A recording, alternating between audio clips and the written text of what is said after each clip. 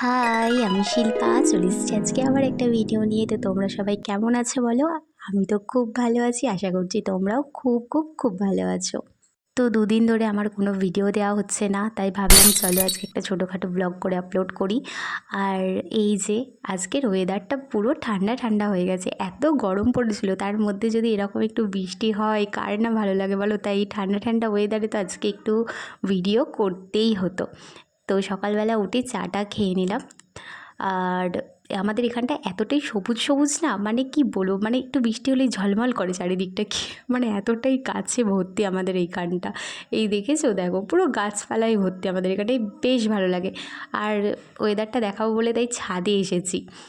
কী সুন্দর লাগছে। তার আগে আমি পড়াতে বসেছিলাম, তো আমার স্টুডেন্ট বলল যে ম্যাম তোমার হাতে একটা ছবি এঁকে দেবো, ওই যে নকশা করে দিয়েছে আমার হাতে।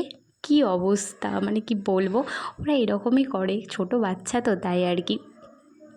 আর এই যে আমাদের অ্যালোভেরা গাছগুলো Oh my god. এতটা সুন্দর হয়েছে, মানে কি বলবো তোমাদেরকেই। দেখো আজকে মা, এই যে ঠান্ডা ঠান্ডা ওয়েদার না, তার জন্য মাকে বলেছিলাম মা একটু পায়েস বানাবো না গো।